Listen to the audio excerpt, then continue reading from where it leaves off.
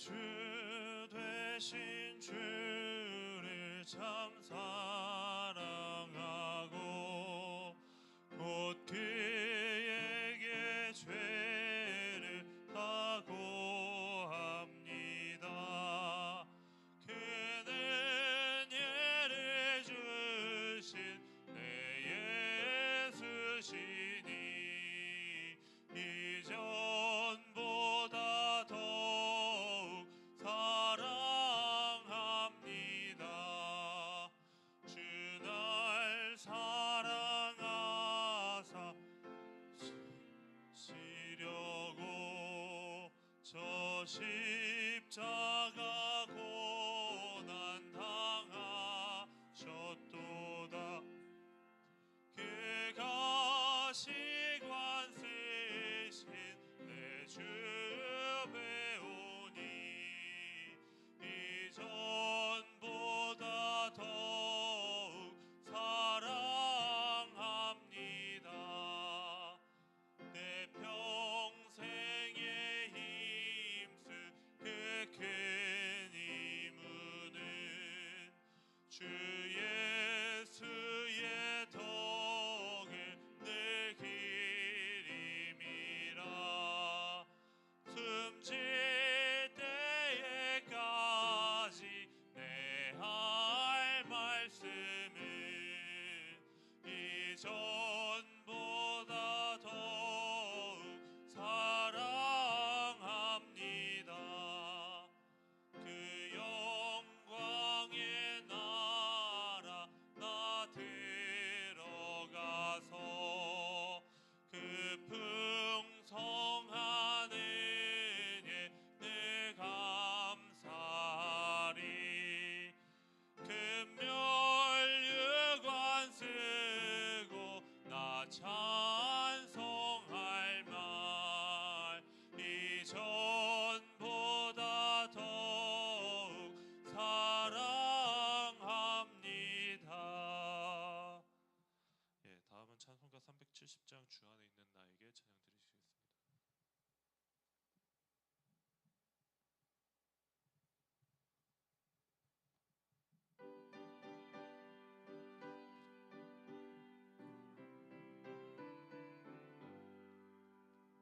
주 안에 있는 나에게 극단 근심이 있으랴.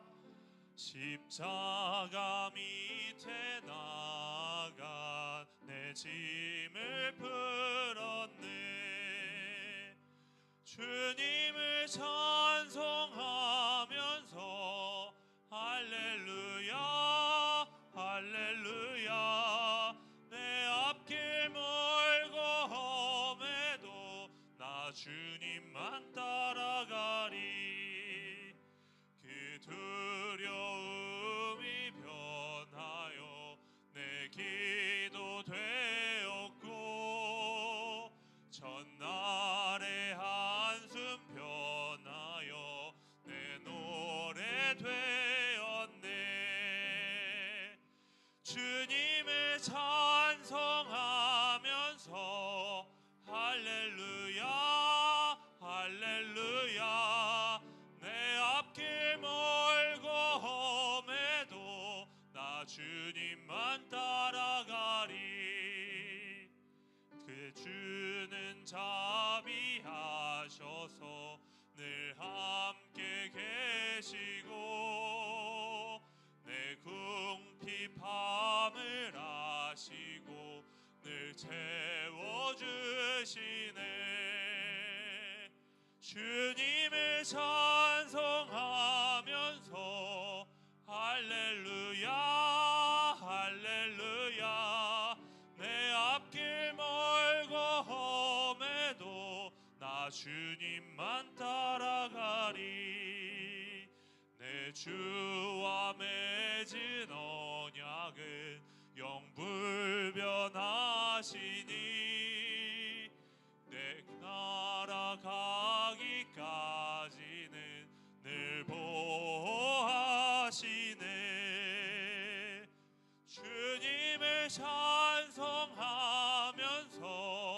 할렐루야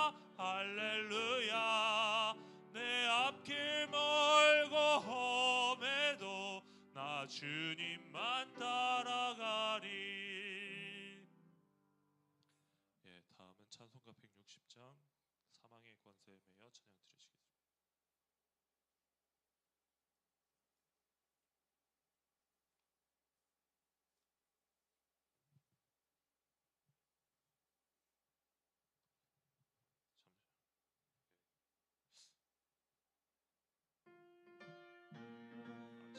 잠시만요. 다른 찬 오직 주의 사랑에 매여 찬양하겠습니다.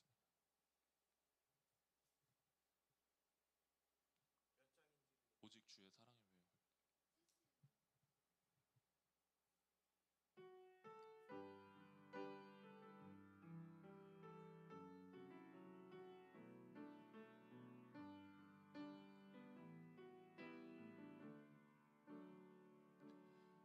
오직 주의 사랑에 매여 내 영 기뻐 노래합니다. 이 소망의 언덕 기쁨의 땅에서 주께 사랑드립니다. 오직 주의 임재 안에 갇혀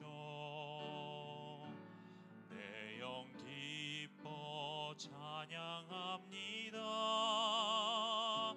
이 소명의 언덕 거룩한 땅에서 주께 경배드립니다. 주께서 주신 모든 은혜 나는 말할 수 없네.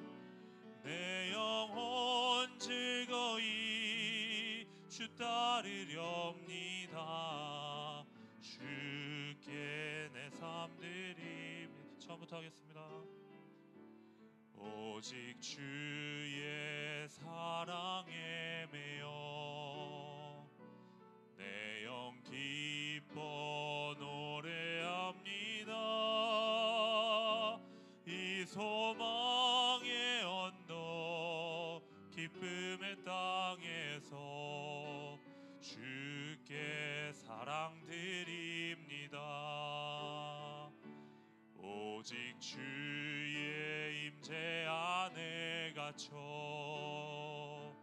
내 영 기뻐 찬양합니다. 이 소명의 언덕 거룩한 땅에서 주께 경배드립니다.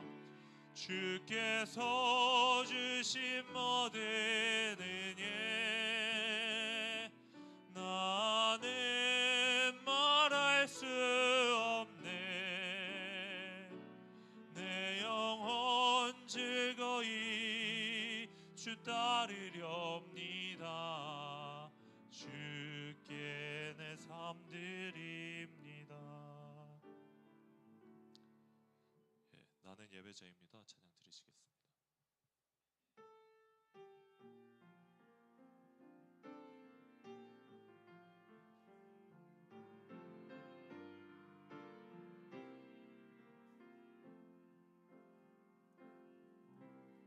나는 하나님을 예배하는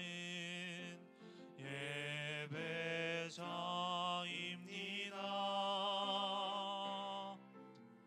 내가 서 있는 곳 어디서나 하나님을 예배합니다. 내 영혼 거룩한 은혜를 향하여 내 마음 완전한 하나님 향하여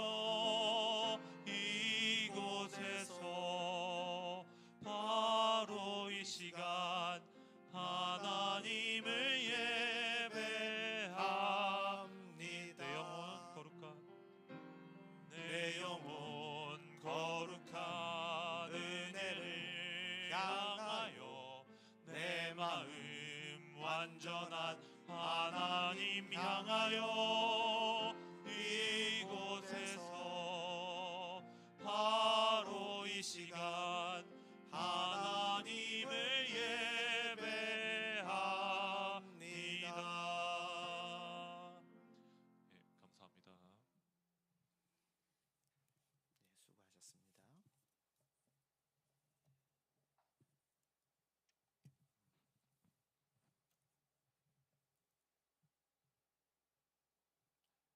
예배 시작하겠습니다. 온 땅이여 여호와를 찬양할지어다. 찬양하라 내 영혼아, 찬양하라 내 영혼아, 내 속에 있는 것들아 다 찬양하라.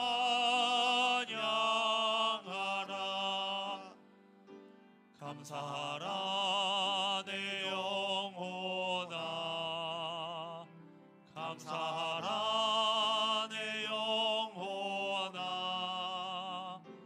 내 속에 있는 것들아 다 감사하라. 기뻐하라 내 영혼아, 기뻐하라 내 영혼아, 내 속에 있는 것들아 다 기뻐하라.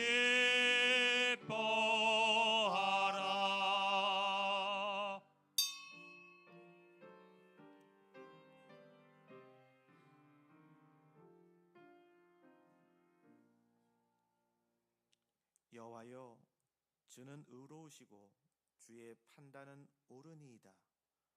주께서 명령하신 증거들은 의롭고 지극히 성실하나이다. 주의 말씀이 심히 순수함으로 주의 종이 이를 사랑하나이다. 의로우신 아버지 하나님, 입술로는 주님의 의를 고백하지만 우리의 손과 발로는 죄악의 길로 다녔음을 이 시간 고백합니다.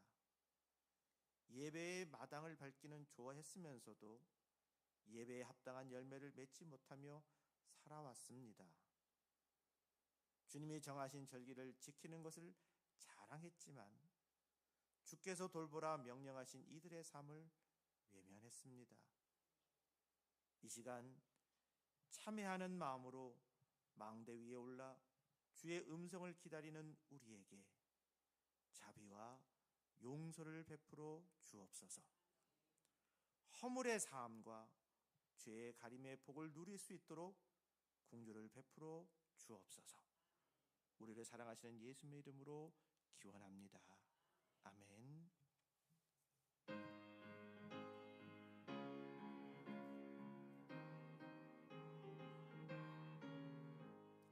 주의 친절한 발에 안기세 우리 마음이 평안하리니 항상 기쁘고 복이 되겠네. 영원하신 발에 안기세 주의 발에 그 크신 발에 안기세 주의 발에 영원하신 발에 안기세. 날이 갈수록 주의 사랑이 두루 광명하게 비치고 천성 가는 길 편히 가리니 영원하신 발에 안기세 주의 발에 그 크신 발에 안기세 주의 발에 영원하신 발에 안기세. 주의 보좌로 나아갈 때에 기뻐 찬미 소리 외치고 겁과 두려움 없어지리니 영원하신 발에 안기세 주의 발에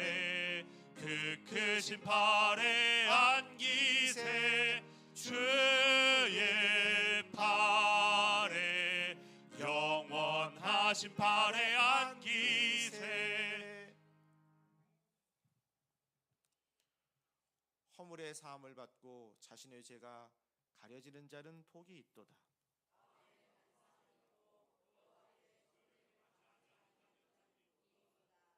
내가 입을 열지 아니할 때에 종의 신음으로 내 뼈가 쇠하였도다.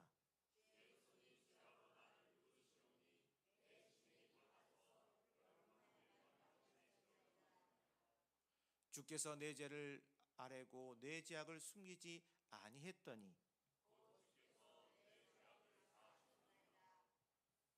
이로 말미암아 모든 경건한 자는 주를 만날 기회를 얻어서 주께 기도할지라.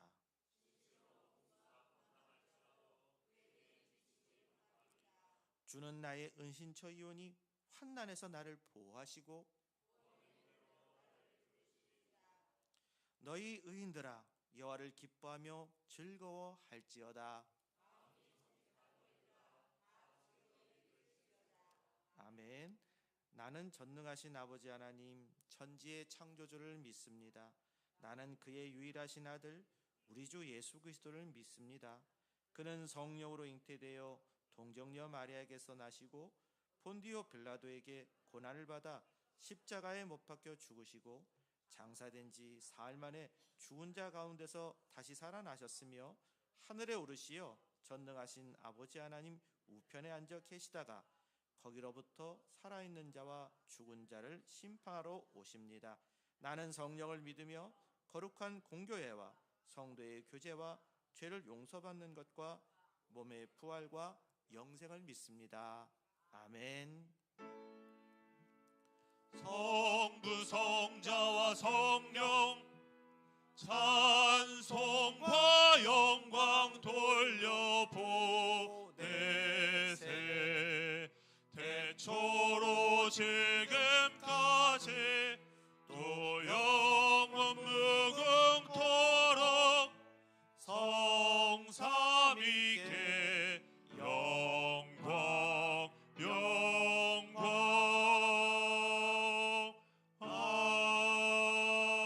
아멘.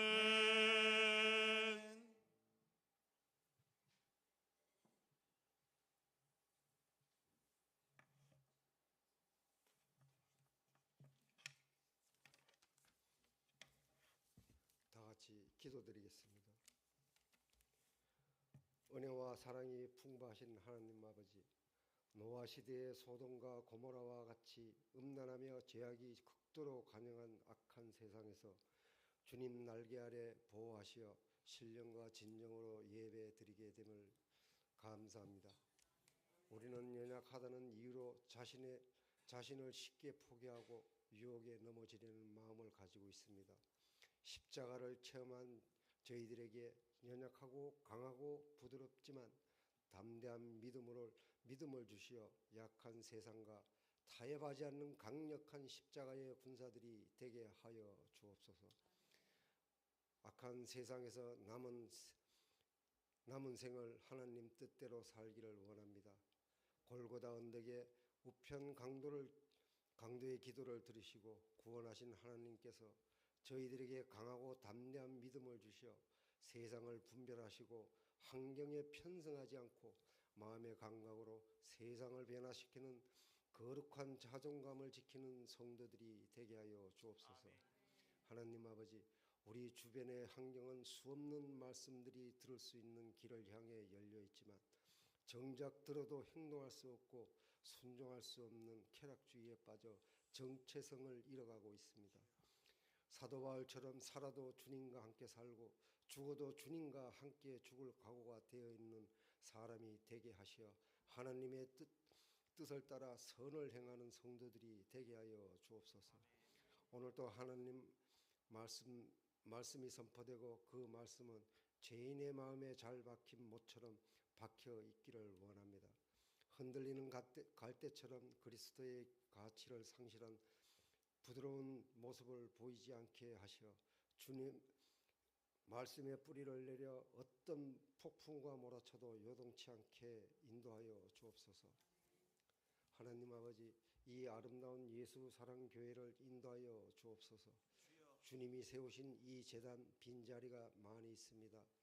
이 지역에 믿지 않는 생명들 이곳에 오길 원합니다. 함께 사랑과 은혜를 나눌 수 있는 교회 안에서 빈자리가 없도록 전도에 힘쓸 수 있는 믿음을 부어 주옵소서. 또한 아직 나오지 못한 성도들 발걸음을 재촉하시어 함께 예배 드릴 수 있도록 인도하시고, 나오지 못한 성도들의 있는 자리에서 동일한 은혜를 베풀어 주옵소서. 지금은 처음 시간이 오니 마치는 시간까지 인도하여 주실 줄 믿사옵고 예수님 이름으로 기도합니다. 아멘.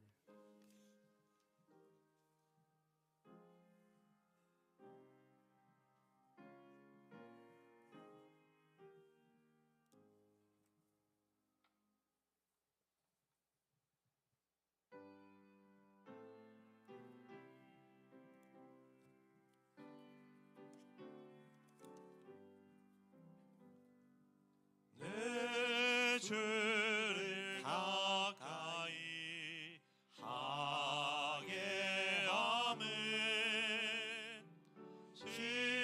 십자가 짐 같은 고생이나 내 일생 소원은 늘 찬송하면서 주께 더 나아가기 원합니다. 내 고생하는 것 야곱이 돌베개 베고 잠 갔습니다. 꿈에도 소원이 늘 찬송하면서 주께 더 나아가기 원합니다. 천성에 가는 길 험하여도 생명길 되나니 은혜로다.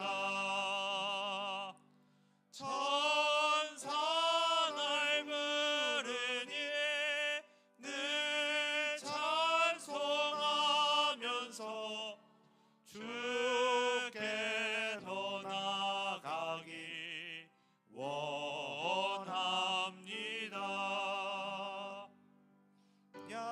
야곱이 잠 깨어 일어난 후 돌단을 쌓은 것 본받아서 승진대 되도록 늘 찬송하면서 주께 더 나아가기 원합니다.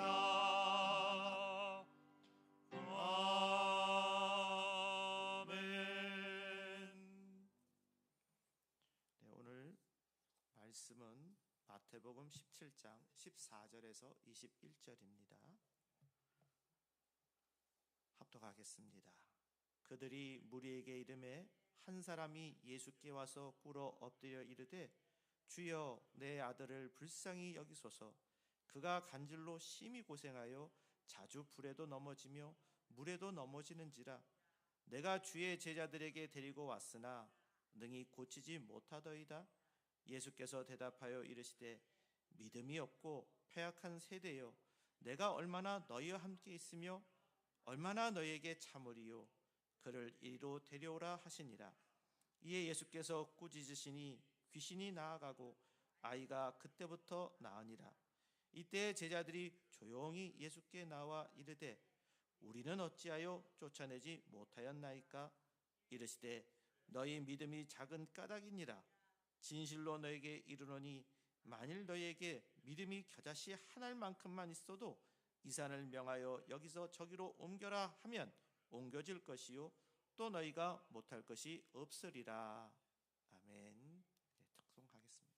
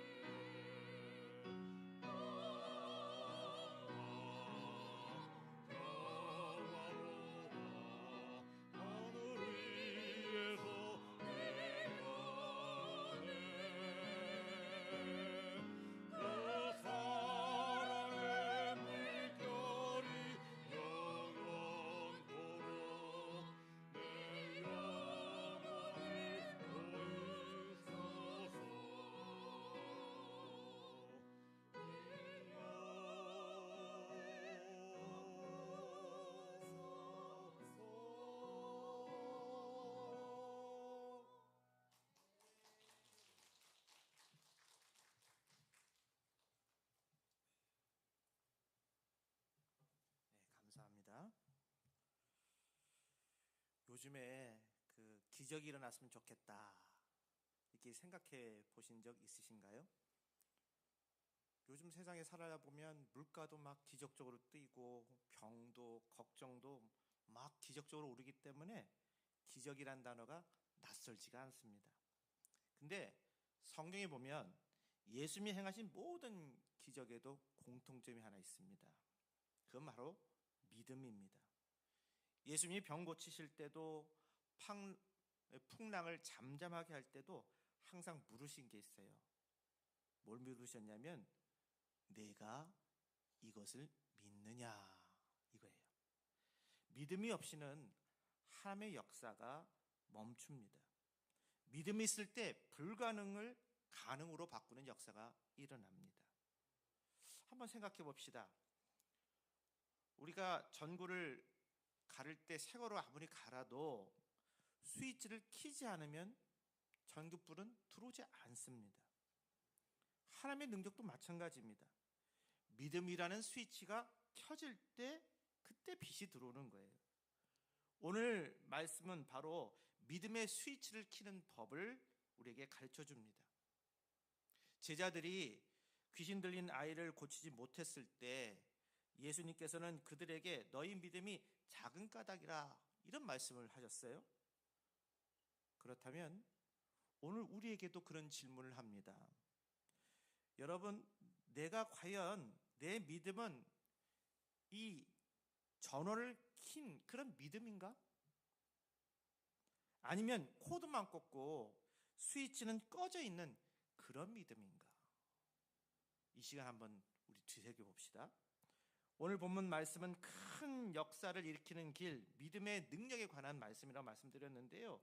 예수님은 언제나 기적을 행하실 때 믿음을 가장 중요하게 여겼습니다. 먼저 마태복음 8장 23절에서 27절에 보면 이런 장면이 나옵니다. 예수님이 제자들과 함께 배를 타고 가실 때 큰 풍랑이 일었던 겁니다. 배가 그 물결이 막 덮이는 그런 위험에 처했을 때 예수님은 그 배 안에서 주무시고 계셨어요. 놀란 제자들이 급히 깨우면서 주님 우리 구원해 주세요, 우리 죽겠습니다 하면서 막 예수님 깨웁니다. 근데 예수님은 어부도 아니시잖아요. 어부들인 이 제자들이 얼마나 심각했으면 그 예수님을 깨우셨겠어요. 그자 예수님께서 말씀하십니다. 어찌하여 무서워하느냐, 믿음이 적은 자들아 그랬어요. 그리고 나서 일어나 바람과 바다를 꾸짖으시니 바다가 아주 잔잔해졌다고 마태복음 8장 26절에 기록하고 있습니다. 예수님은 믿음으로 풍랑 가운데서도 평안해졌고 믿음으로 풍랑을 잠재우신 그런 분이십니다. 또 누가복음 7장 36절에서 50절에 보면 죄 많은 한 여인의 믿음이 등장합니다. 예수님께서 바리새인인 시몬의 집에 계실 때 한 여인이 와서 눈물로 예수님의 발을 적시고 자기의 머리털을 닦으며 향유를 부었던 장면입니다. 아시다시피 그 향유는 노동자 1년 품값인 300데나리온이나 되는 귀한 것이었습니다. 그때 예수님 말씀하셨습니다. 누가복음 7장 50절 내 믿음이 너를 구원했으니 평안히 가라. 주님 그렇게 말씀하셨어요. 이처럼 참된 믿음에는 예수님을 향한 사랑과 헌신이 반드시 따릅니다. 그리고 누가복음 8장 49절에서 56절에 회당장 야이로의 믿음이 나옵니다. 야이로에게는 12살 된 외동딸이 있는데 그가 병이 들어 죽게 되자 예수님께 나와 살려달라고 간절히 부탁하는 겁니다. 그런데 예수님이 가시는 도중에 혈루병 걸렸던 여인을 고쳐주느라고 시간이 조금 늦춰졌어요. 그 사이에 소식이 들어옵니다. 딸이 이미 죽었습니다 라는 소식이 들리는 거예요. 그러나 예수님께서 말씀하십니다. 누가복음 8장 50절에 두려워하지 말고 믿기만 하라. 그러면 딸이 구원을 얻으리라. 이 말씀을 하신 거예요. 결국 그 죽은 딸을 주님께서는 다시 살려주셨습니다. 여러분, 야이로는 조금 늦어 보여도 주님의 시간표를 신뢰하는 믿음을 가졌습니다. 우리 모두도 그런 믿음을 소유할 수 있기를 주님 이름으로 축복합니다. 오늘 주님께서 믿음을 통해 역사하십니다. 믿음이 커질 때 그 믿음을 통해서 하나님은 놀라운 일을 행하시는 겁니다. 오늘 그래서 큰 역사를 일으키는 길은 바로 믿음인 줄 믿으시고 그 길은 어떤 길인가를 같이 생각해 보겠습니다. 첫째는 영혼을 불쌍히 여겨라 그런 얘기입니다. 예수님께서 변화산에서 내려오셨을 때에 많은 무리가 모여 있었죠. 그때 한 사람이 예수님께 나와서 무릎을 꿇고 이렇게 간절히 요청합니다. 주여, 내 아들을 불쌍히 여기소서. 그가 간절히 심해서 그래서 자주 불에도 넘어지고 물에도 넘어집니다. 그렇게 요청하는 거예요. 마가복음 9장 21절과 누가복음 9장 38절에 보면 이 아들은 외아들이었고 어릴 때서부터 간지를 앓고 있었다, 그런 기록이 나와요. 아버지는 그런 아들을 보면서 마음이 찢어진 거예요. 그래서 예수님께 나와서 불쌍히 여겨달라고 간절히 부탁드리는 겁니다. 여러분, 그렇게 장애를 앓고 있는 그런 아이를 갖고 있는 부모의 마음이 어떨까요? 그렇지 않겠어요? 아주 간절하겠죠. 얼마나 고통스럽겠습니까? 예수님은 그 고통을 아셨어요. 그리고 그 불쌍한 마음, 궁휼한 마음을 가지셨습니다. 거기서부터 치유의 역사가 일어나는 거예요. 사랑하는 여러분, 우리 영혼을 불쌍히 여기십시다. 특히 하나님께서 내 곁에 두신 가족, 가까운 사람을 불쌍히 여길 줄 알아야 합니다. 이기적으로 우리 가족만 잘 되면 된다는 그런 말이 아니라 가까운 가족에게도 너그럽게 대하라, 이런 얘기입니다. 우리는 종종 남에게 인격적으로 대하면서도 가족에게는 그렇지 못할 때가 많아요. 남의 시선을 의식해서 남에게는 잘 참아주고 그리고 친절하지만 정작 가족에게는 그걸 갖다 대신 화풀이를 한단 말이에요. 까다롭게 굽니다. 그런 태도는 잘못된 태도입니다. 남과의 약속 시간은 잘 지키는 것도 중요하지만 가족과의 약속도 그만큼 소중합니다. 만약 가족 때문에 외부의 약속이 조금 늦어져도 남에게 신뢰를 잃을 수 있다면 그것 때문에 가족에게 화를 내지 마십시오. 남에게 신뢰를 잃지 않는 것 이상으로 가족에게도 상처를 주지 않는 것이 참으로 중요합니다. 가족의 신뢰를 잃어가면서 남의 신뢰만 얻으려고 하는 것도 안 됩니다. 가족에게는 인색하면서 남에게만 친절하게 보이려는 태도, 이 태도는 신앙이 바른 게 아니에요. 어떤 집사님이 계셨어요. 교회에서는 참 좋은 분이라고 소문이 자자했습니다. 하지만 정작 아내는 그 좋다고 하는 그 남편을 보면서 호인이라고 여기지를 않아요. 교인들이 자기 남편을 칭찬할 때마다 아내는 마음에 동의가 되지 않는 거예요. 왜냐하면 그 남편은 가족들에게 불친절했기 때문입니다. 남에게는 따뜻했지만 아내에게는 차가웠던 것입니다. 그 결과 아내는 표현하지 못한 속상함과 자책감으로 마음의 상처를 입고 있었던 거예요. 여기서 이 해결책이 뭘까요? 그것은 남편이 첫사랑 때처럼 아내를 사랑하고 섬겨주는 거, 이겁니다. 어느 날 그 남편이 이걸 깨달았어요. 아내가 점점 활기를 잃고 신앙생활하는데 신앙도 약해지는 그 이유가 어쩌면 자기의 무의식적인 불친절 때문이 아닐까 생각이 여기에 도달하게 된 것입니다. 그래서 그는 하나님께 이렇게 기도했습니다. 주님, 아내에게 믿음과 용기, 지혜와 평화를 주옵소서. 근데 아무리 기도해도 아내가 달라지지 않는 겁니다. 그래서 그는 어느 날 기도 중에 깨달았습니다. 아내가 변하지 않은 이유는 내가 변하지 않았기 때문이구나, 이걸 깨달았어요. 그때부터 그는 아내에게 첫사랑 때보다 더 친절하게 세심하게 대우했습니다.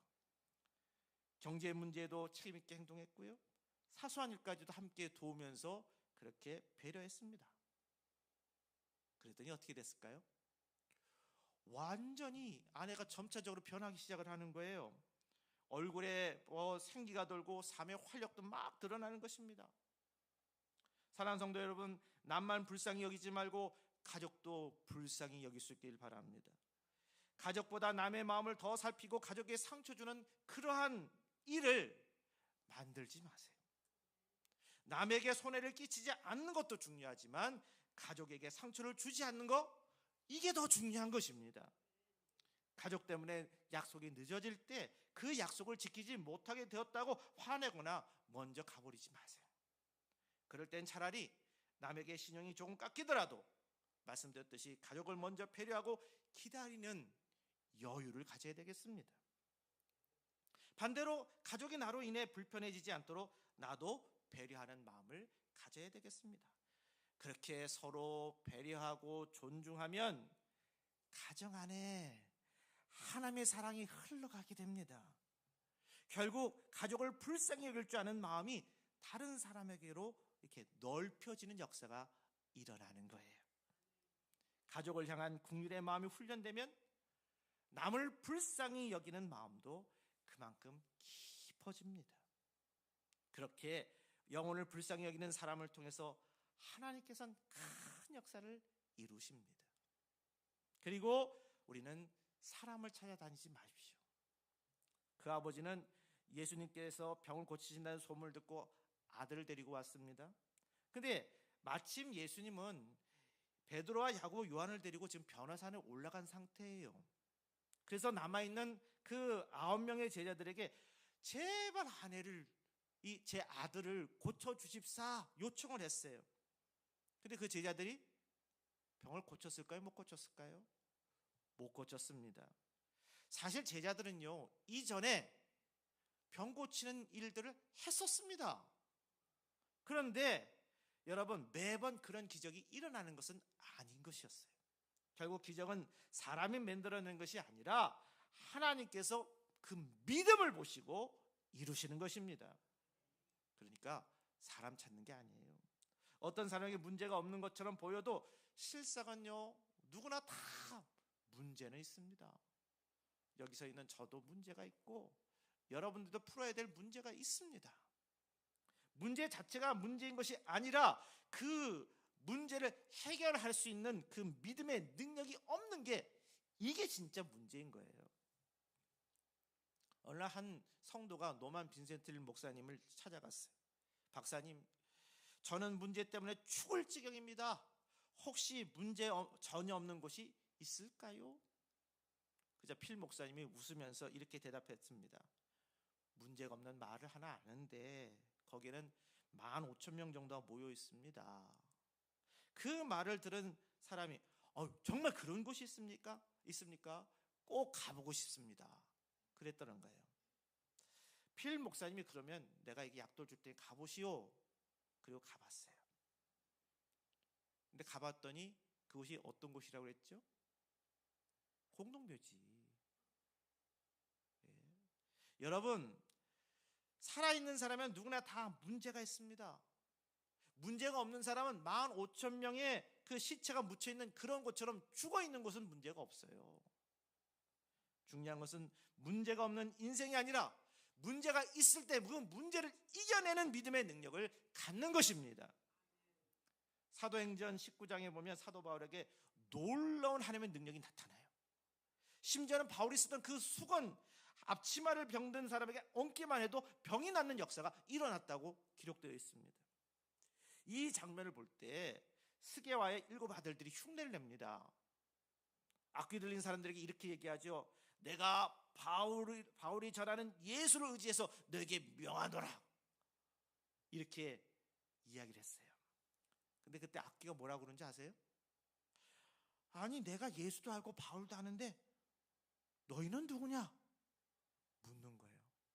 그 얘기를 악귀로부터 듣는 이 스게의 아들들은 깜짝 놀라서 다 도망가 버렸어요. 이처럼 어떤 신자는 예수를 믿는다고 하면서 진짜 믿음이 아니라 흉내내는 그 믿음으로 살 때가 있습니다. 그러면 마귀들이 어떻게 생각할까요? 그렇게 흉내만 내는 사람들은요, 깔깔 웃습니다. 믿음도 없는 것들이, 이러면서요.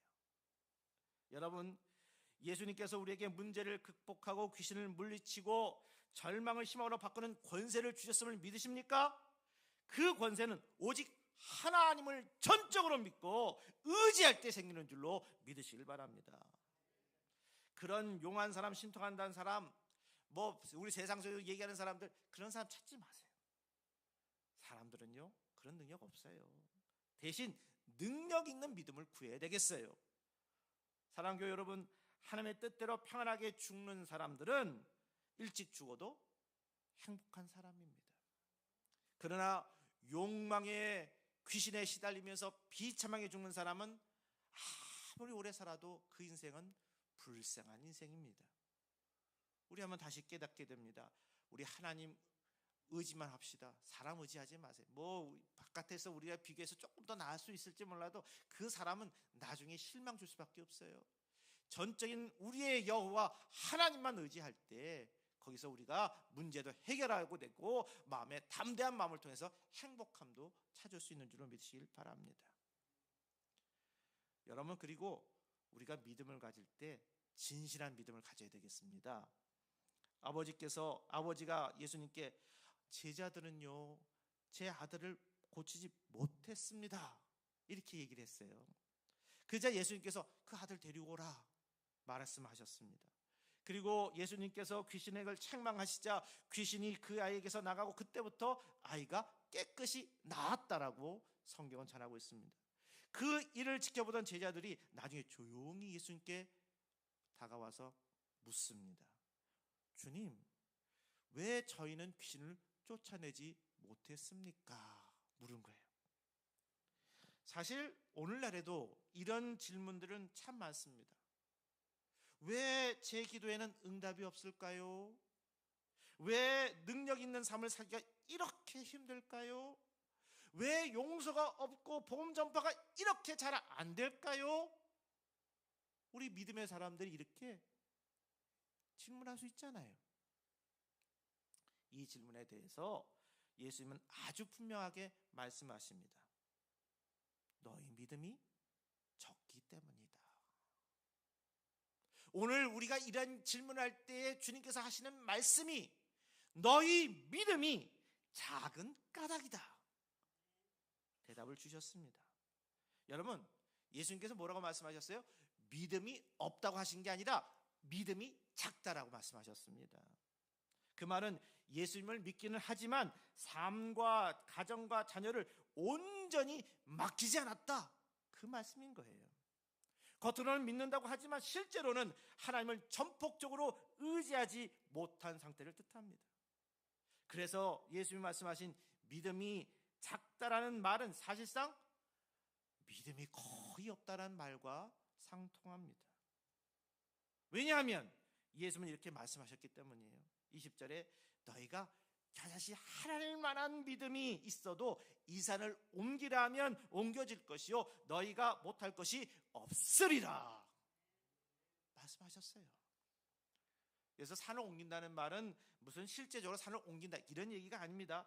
인생이 크고 무거운 문제, 절망 같은 그런 상황조차도 믿음으로 극복할 수 있다, 이 뜻이에요. 여러분,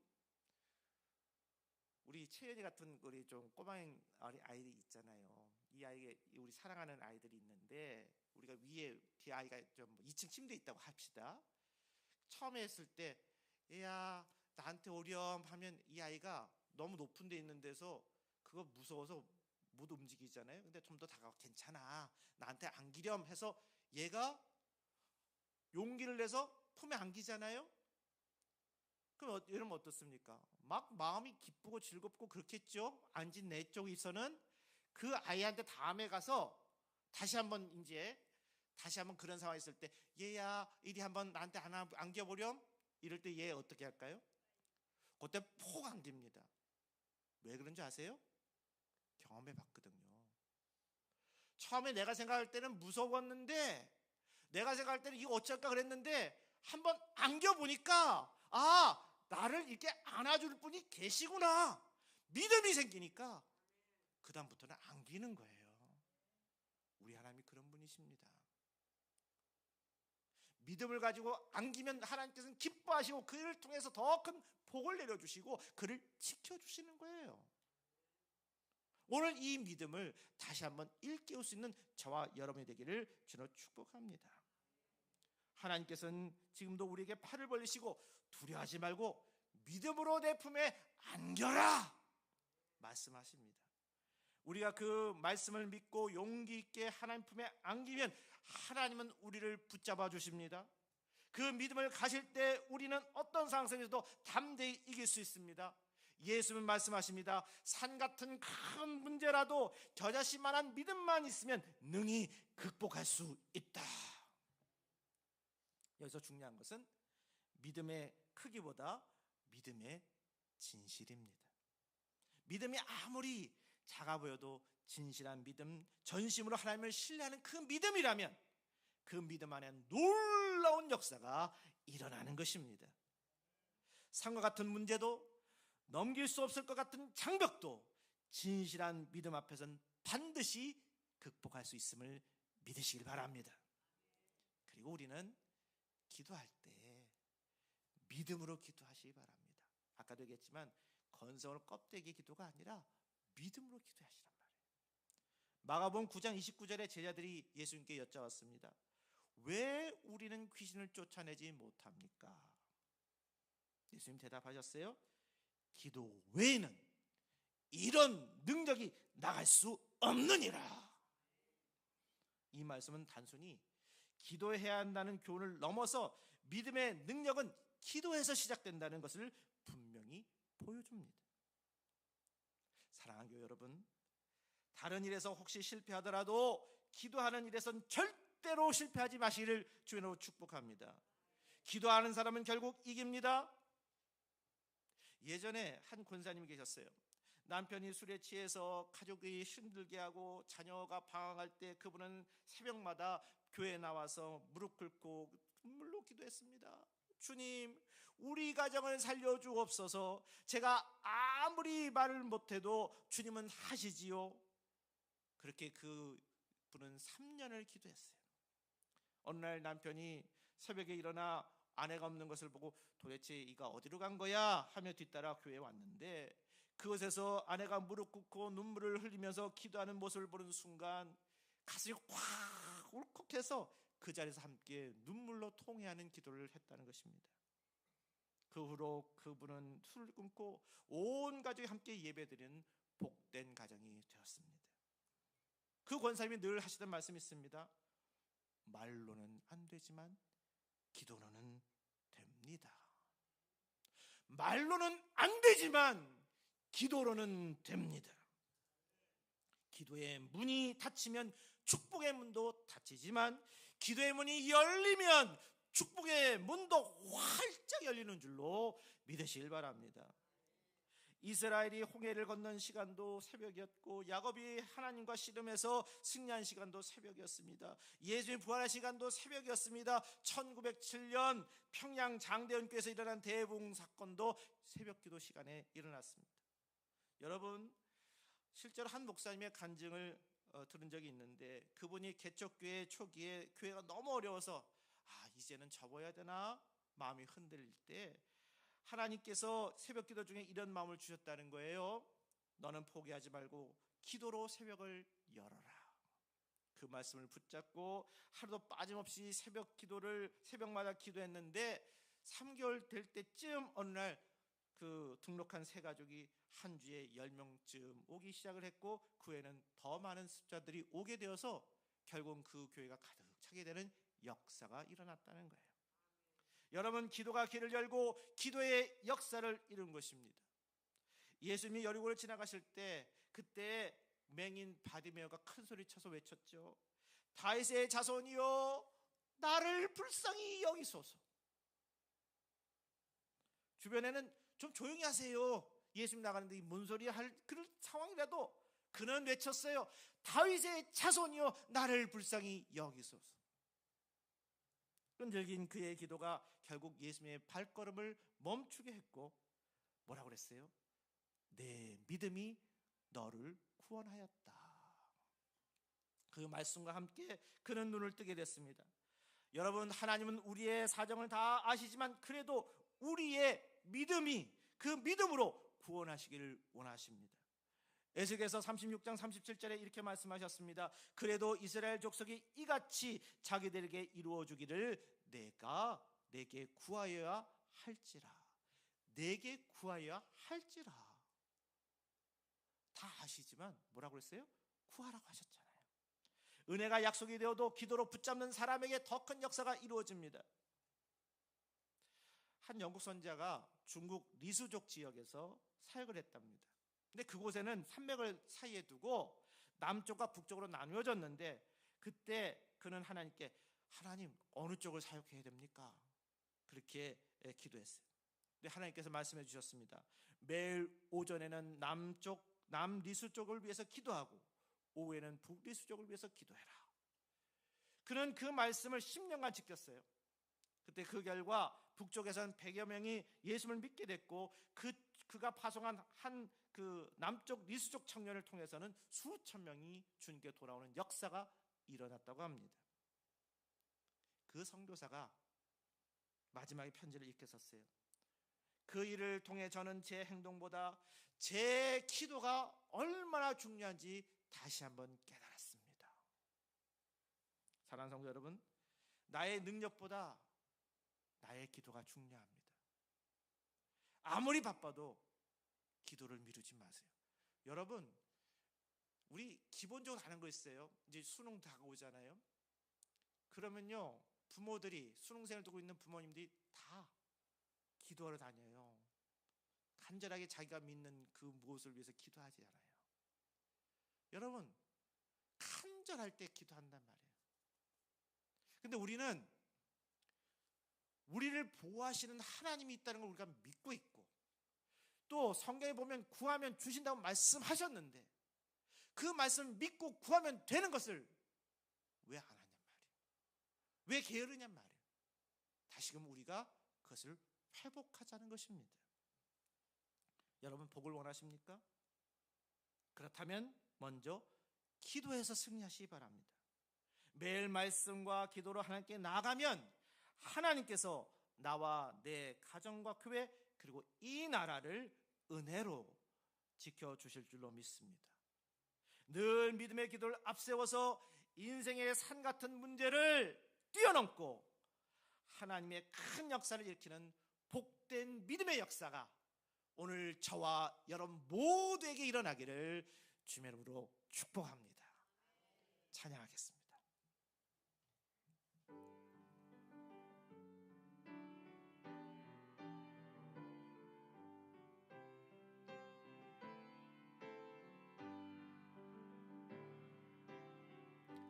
약할 때 강함 되시네 나의 보배가 되신 주 나의 모든 것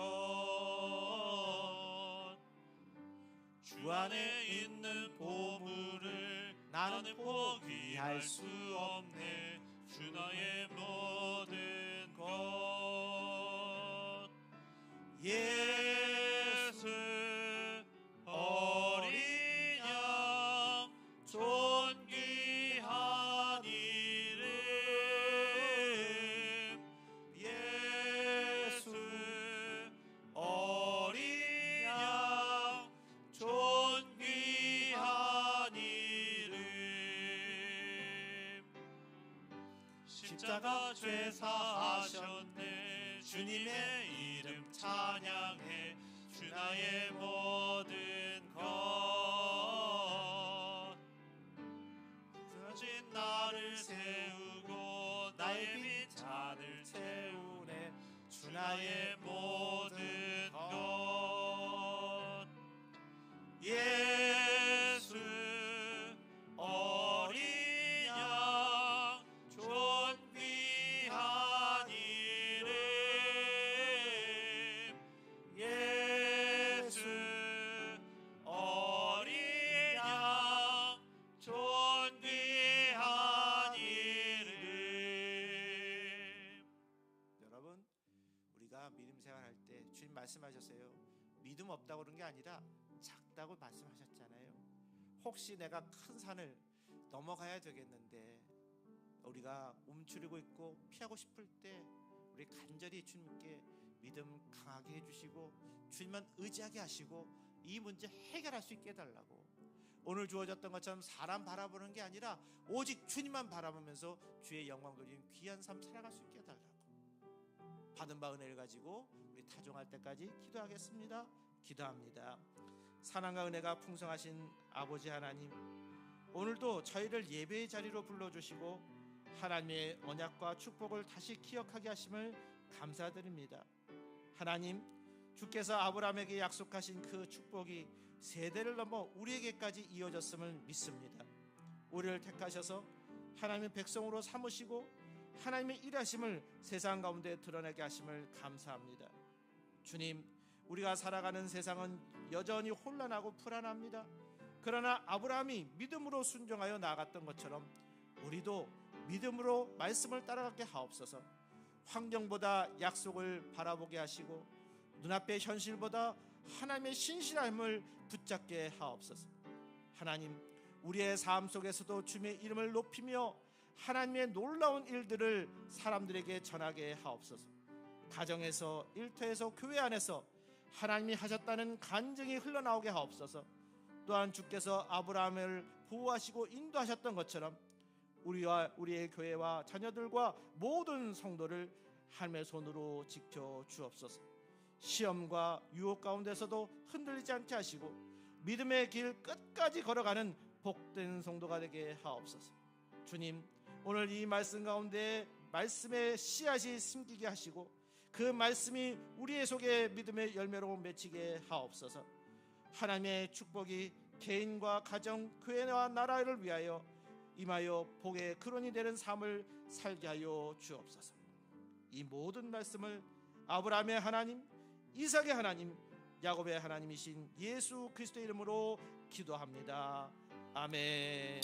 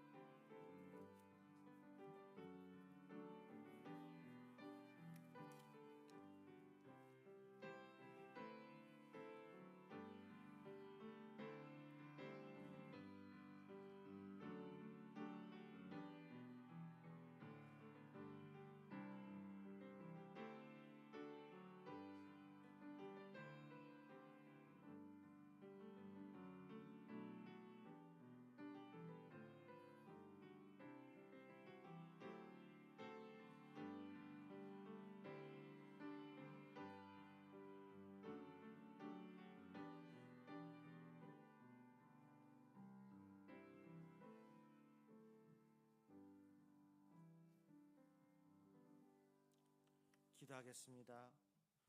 거룩하신 주님, 주님의 의는 영원한 의요, 주님의 율법은 견고한 진리임을 고백합니다. 이 시간 우리에게 베푸신 주님의 은혜와 평강에 감사하며 예물을 드립니다. 텅 빈 형식과 헛된 마음으로 드리는 예물이 아니라 마음을 돌이켜 참된 감사의 제사로 드리오니 기쁘게 흠량하여 받아 주옵소서. 우리를 사랑하신 예수님의 이름으로 축복합니다. 아멘. 모두 일어나셔서 1장 부르시겠습니다. 만복의 근원 하나님, 온 백성 찬송 드리고 저 천사여 찬송하세. 찬송 성부 성자 성령. 아멘. 성도들이여, 성령의 능력을 힘입어 예수 그리스도의 제자로서 선교의 사명을 다하기 위하여 여러분이 파견된 현 주소로 나가십시오. 주님의 은사가 성도 여러분과 함께 하시기를. 아멘. 하늘에 계신 아버지, 이름 거룩하사 주님 나라 임하시고 뜻이 이루어지이다.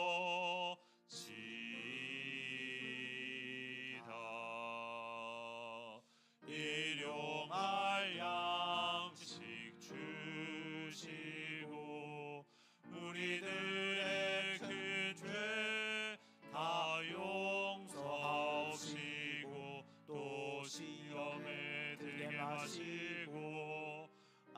악에서 구원하소서.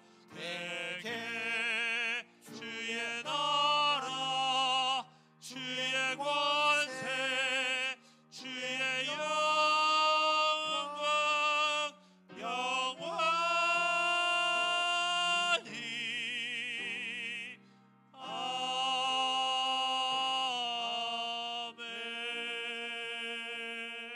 아멘.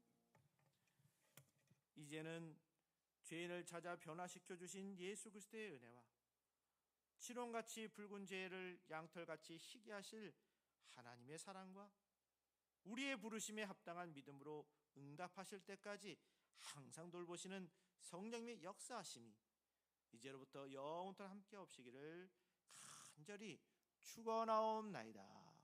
아멘.